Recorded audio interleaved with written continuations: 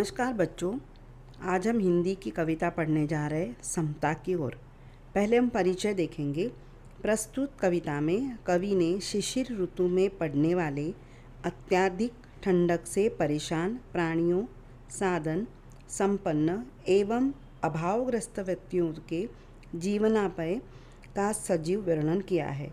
कवि का कहना है कि धनवान और निर्धन दोनों भाई भाई है। समाज में अमीरों को गरीब भाइयों की भलाई के बारे में अवश्य विचार करना चाहिए।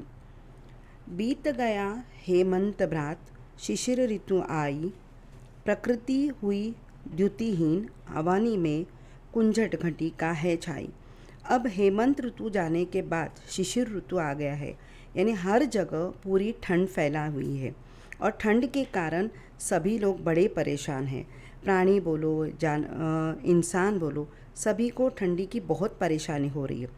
पड़ता खूब तुषार पद्मल तालों में बिखलाते, अन्यायी रूप के डंडों से यथा लोग दुख पाते। जिस तरह से ठंडियों में सुबह सुबह ठंडियों में बहुत पानी की बूंदें गिरती है और इस वजह से सभी लोग परेशान हो जाते हैं। अन्यायी रूप माने राजा। जिस तरह राजा अपने राज्य में बैठकर लोगों की देखभाल करता है, लोगों की पूछताछ करता है, अपने ताकतों से राज्य का ध्यान रखता है, उसी तरह से ये जो ठंड है, ठंड आने के बाद एक पूरा वातावरण ठंड सा हो जाता है। हर जगह हरियाली छा जाती है। निशा काल में लोग घरों में निज निज जा सोते। निशा कालीन रात के समय लोग अपने घरों में सो जाते हैं। फिर बाहर शान स्यार चिल्लाकर बार बार रोते हैं।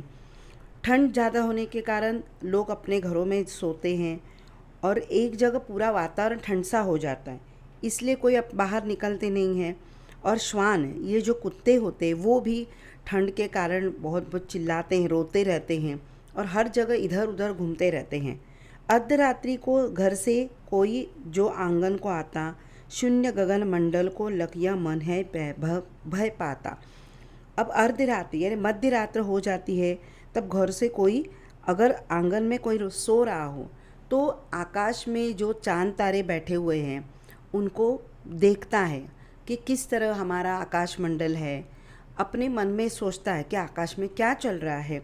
शून्य गगन मंडल को लख यह मन में भय पाता।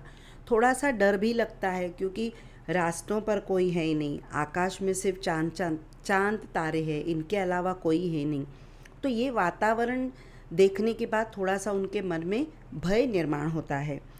तारे निपट मलिन चंद्र ने पांडुवर्ण है पाया, तारों मानो किसी राज्य पर है राष्ट्र कष्ट कुछ आया। जैसे आकाश में तारे होते हैं, उस तारों में थोड़ा सा पांडुवर्ण यानी पीले रंग के भी स्टार होते हैं, यानी तारे होते हैं। तो ये इनको अलग सा रंग मिला है, कोई सिल्वर होता है, कोई ये पीले रंग के स्टार होते हैं। और जैसा ऐसे लग रहा है कि पूरे राज्य में राष्ट्रीय कष्ट है, पूरे राज्य में कोई अपना राज्य दिखा रहा है, अपने ताकत दिखा रहा है। मानो किसी राज्य पर राष्ट्रीय कष्ट कुछ आया। ऐसे लग रहा है कि अपने राज्य पर कोई तूफान आया है, कोई परेशानी आ गई है। धनियों को है मौज रात दिन उनके पौर बारे, दिन दरिद्र के मत्थे ही पड़े शिशिर दुख सारे।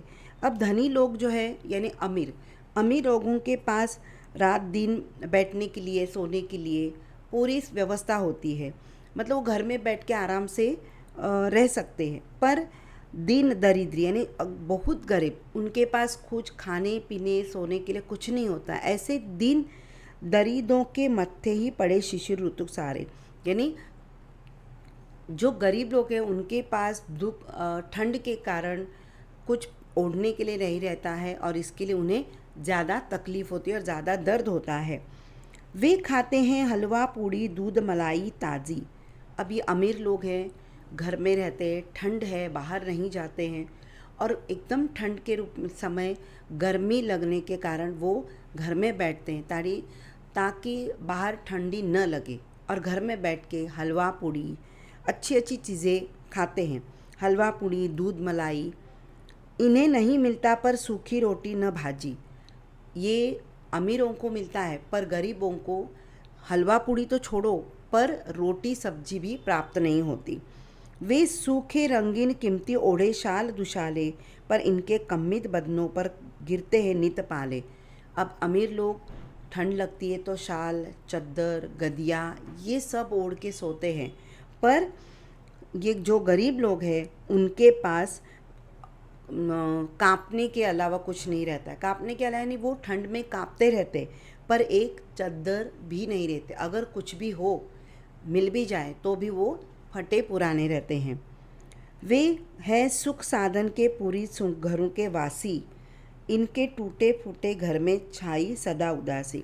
अब ये अमीर लोग हैं जो अपने घर में सुख शांति से रहते हैं, सब चीज़ों की उनको सुविधा रहती है, पर इनके घर में जो गरीब लोग हैं उनका घर टूटा फूटा रहता है। कहीं छत में होल है, कहीं दीवारों में खड्डे पड़े हैं, ज़मीन में खड्डे पड़े हैं, कीड़े मकोड़े आते हैं। इस तरह हर एक चीज़ों का प्रॉब्लम किस में होता है? गरीब लोगों के घरों में। पहले हम उधर की चिंता न थी कद्यापि सताती, माता सम थी प्रकृति हमारी पालन करती जाती। पहले पेट की चिंता, उधर माने पेट, पहले पेट की चिंता नहीं थी, क्योंकि हमें पेट भर खाना मिलता था और अपनी माँ के प्यार के शब्द से भी कभी कभी हमारा पेट भर जाता, और कभी पेट दर्द की भी कोई चिंता न होती थी कि खाना नहीं है तो क्या करें, ऐसी कोई चिंता न थी। माता समय थी प्रकृति हमारे पालन करती, यानी माता, हमारी माता घर में रहने के कारण कुछ भी हो, पेट दर्द हो या भूख लगे, तुरंत हमें माँ दे देती थी। हमको भाई का करना उपकार नहीं क्या होगा, भाई भाई पर क्या कुछ अधिकार नहीं होगा। अब भाई देखो, लोगों में अमीर हो या गरीब हो, आपस में भाई भाई का रिश्ता होना बहुत ज़रूरी है, लेकिन अभी वो भी रिश्ता नहीं, भाई भाई की तरफ देखता नहीं है, चाहे गरीब हो चाहे अमीर हो। लेकिन अमीर वाले जो है पैसा है इसलिए उनको एक दूसरे का सहारा या एक दूसरे की इज्जत नहीं रहती है। लेकिन गरीब जो है वो ऐसे समय उनकी रहती है कि वो एक दूसरे को भाई समझकर उनके साथ अच्छा व्यवहार करते हैं और रिश्ता बना के रखते हैं। लेकिन अमीर घरों में सिर्फ रिश्ता पैसे का होता है, भाई भाई का रिश्ता नहीं करते वो। इस कविता में अमीर और गरीब इनके हालात के बारे में बताया है। अभी मैंने जो आपको समता की ओर ये कविता समझाई, इसके आधार पर जो क्वेश्चन हैं जो एग्ज़ाम में बहुत महत्वपूर्ण हैं, वो है शिशिर ऋतु में आए परिवर्तन और जीवन शैली में अंतर स्पष्ट। और उसके बाद ये जो है कविता दी जाएगी, और कविता के आधार पर आपको पद्य विश्लेषण, यानी जैसे हिंदी में इंग्लिश में होता है एप्रिसिएशन, तो वो आपको इसमें करना पड़ेगा। जैसे मैं बता रही आपको जो नवनीत का डाइजेस्ट है उसमें ये आपको ये महत्वपूर्ण क्वेश्चन है, ये बहुत इम्पॉर्टेंट एग्ज़ाम में आ सकता है। उसके बाद आपको ये आएगा ये और उसके बाद शिशिर ऋतु में हुए परिवर्तन। ठीक है, तो ये बहुत महत्वपूर्ण प्रश्न है और ये आपको याद करना है। और ज़्यादातर सभी पंक्तियों के प्रश्न आते हैं जब आपको रसास्वाद या रसग्रहण करना है। इसका मतलब आपको उस कविता का सार मालूम होना चाहिए, कविता का अर्थ। और कविता का अर्थ लिखते समय कवि कौन है, कौन सी कविता का नाम क्या है, और उस कविता में क्या दिया है, किस आधार पर वो कविता लिखी गई है, वो आपको लिखना पड़ता है। और कविता के जो अर्थ है, जो लाइन दिए उसके अर्थ एकदम शॉर्ट में, आपको 2 या 3 मार्क्स का आता है क्वेश्चन। तो अगर कविता आपको अच्छे समझ में आती तो आप उस कविता के पंक्तियाँ जो है आप उसका अर्थ लिख सकते हो। ठीक है, तो इस कविता का अर्थ या इस कविता का वीडियो आपको अगर पसंद आया तो आप लाइक कीजिए, शेयर कीजिए, सब्सक्राइब कीजिए, और प्रश्न हो तो कमेंट्स कीजिए। Thank you.